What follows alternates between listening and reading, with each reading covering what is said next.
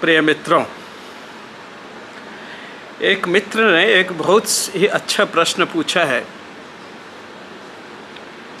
बहुत ही प्रश्न वैज्ञानिक और समसामयिक मैं कहूँगा है। उन्होंने पूछा है कि क्या अगर पति पत्नी में से, माता पिता में से एक व्यक्ति नार्सिसिस्ट है तो नार्सिसिज्म की अगली जनरेशन में आने की संभावनाएं क्या हैं।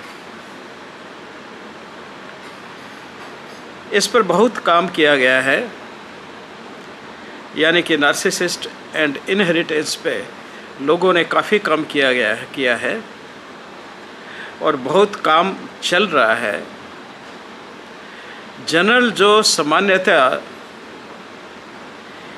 एक एग्रीमेंट है जिसमें सभी वैज्ञानिक विश्वास करते हैं, वो ये है कि 50% 50% जो जेनेटिक ट्रेट्स हैं उनके अगले आने वाली पीढ़ी में ट्रांसमिट होने की, जाने की संभावना रहती है। 50% में कोई डिसएग्रीमेंट सा नहीं लगता, यानी कि पति या पत्नी में से एक नार्सिसिस्ट है तो नेचुरली बच्चा जो होगा वो आधा अपनी माता के डीएनए से बनेगा, आधा डीएनए उसके फादर से आएगा।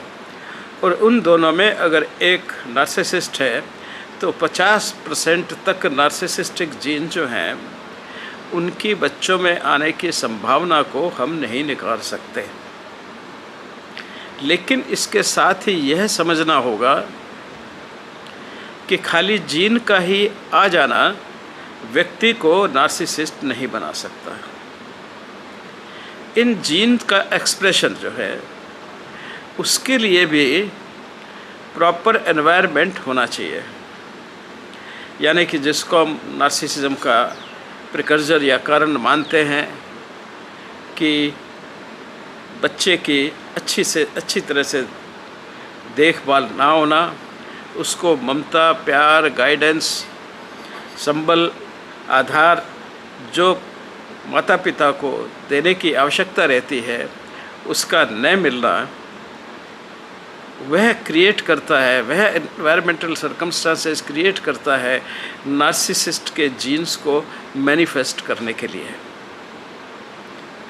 अगर इस तरह का एनवायरनमेंट बच्चे को नहीं मिलता है तो उसमें उसके जेनेटिक पूल में वो 50% जीन्स तो आए होंगे लेकिन वो प्रकट नहीं होंगे, इसलिए वह व्यक्ति नार्सिसिस्ट नहीं बनेगा।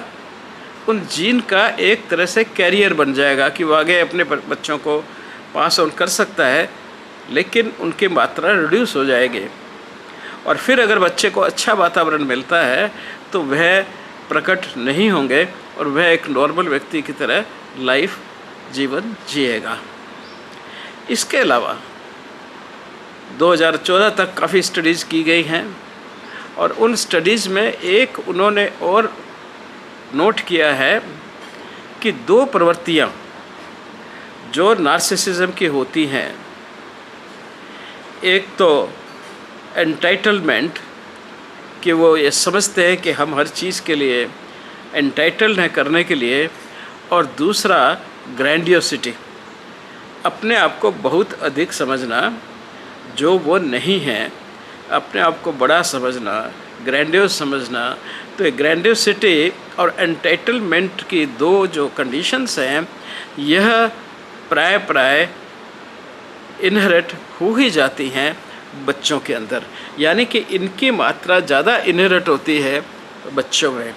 लेकिन वही अगर उनको प्रॉपर एनवायरनमेंट नहीं मिलेगा और अच्छी एजुकेशन मिलती है, अच्छा आलम्ब मिलता है, अच्छी गाइडेंस मिलती है, अच्छे विचार मिलते हैं, अच्छा समाज मिलता है, अच्छा स्कूल मिलता है, अच्छा टीचर मिलता है, तो ये सब भी गौन हो जाएंगे और वह व्यक्ति बिल्कुल एक नॉर्मल व्यक्ति की तरह जीवन ले सकता है।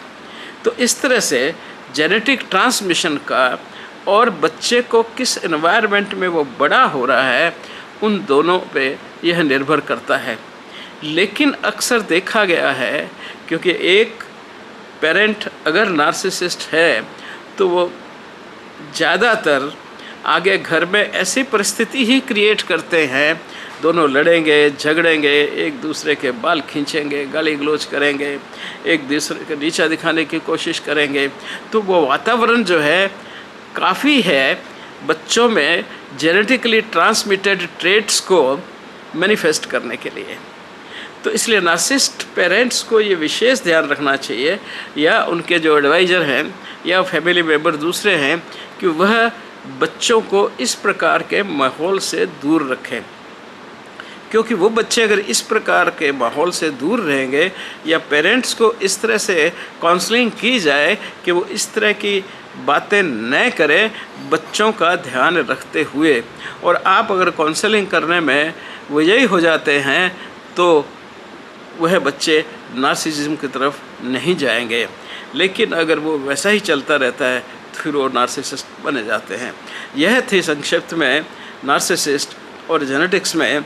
और अगर कोई व्यक्ति सोचता है कि उसका स्पाउस या ऐसा नार्सिसिस्ट है और अब बच्चे हैं तो बच्चों का क्या होगा, तो उसको पूरी तरह से यह प्रिकॉशन लेनी चाहिए कि बच्चों के सामने मिनिमम डिस्टर्बेंस हो, बच्चों का पूरा ध्यान रखा जाए, वो उनका मानसिक स्तर पे भी, इमोशनल स्तर पे भी और आदान प्रदान के स्तर पे भी उनसे बिल्कुल नॉर्मल बिहेवियर किया जाए।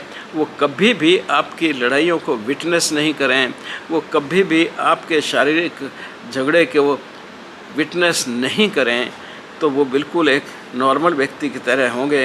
उनके जीन्स जो हैं वो डोरमेंट हो जाएंगे। धन्यवाद।